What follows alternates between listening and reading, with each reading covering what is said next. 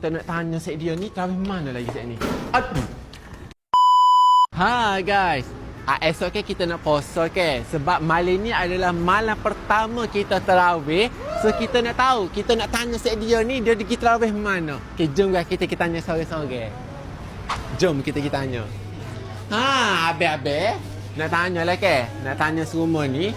Abe malam ni esok puasa. Abe kita tarawih mana? Saya terawih kampung saya lah. Mana tu? Saya dekat mana? Malah. Kita tanya gini pula. Abang tarawih mana malam ni, Bang? Saya kelewek kala. Kelebek ah. Oh, masya-Allah. Berapa kalanya buat? 23 ke 20 sebelah? Rahsia dah, rahsia. Okey, abang bangun, Bang. Nak tanya, Bang. Cepat, Bang. Abang kalau tarawih mana? Abang terawih kat Masjid Kemeh. Oh, masya-Allah. So itu saja guys. Kita tanya siapa lagi? Biasanya. Kak Ani. Nak tanya lah biasanya kita tengok Kak Ani. Kak Ani kita tarawih mana kala?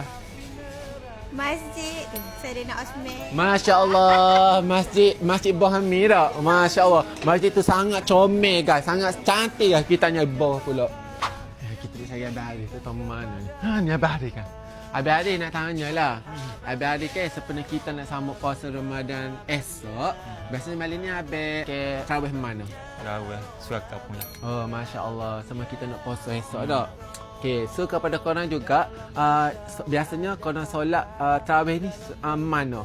Cuba komen di bawah guys. Okay, ni video kedua kita. Kita nak tanya set dia ni tarawih mana lagi set ni?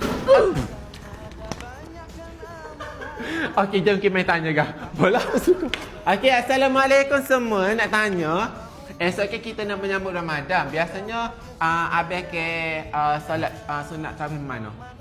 Kampung. Okey, Kampung Bandar. Bandar. Okey, ni Kak ni biasa mana solat sunat tarawih? Saya Mana tu? Kampung Lepasi. Masya-Allah. Okey, kita tanya Cik Muhsin. Cik Muhsin mana? Di masjid. Masjid Mana-mana masjid. Macam mana-mana masjid. Masya-Allah, mana-mana masjid. Contohnya Masjid Petra lah tak? Ya. Masya-Allah, insya-Allah. Okey, kita tanya hari ni pula. Biasanya solat masjid mana? Tarawih. Solat dekat Masjid Batu Marbau. Wah, Batu Marbau ni mana? Batu Lapis. Oh, okey. Kita tanyalah kali. Kak biasanya solat mana Kak tarawih?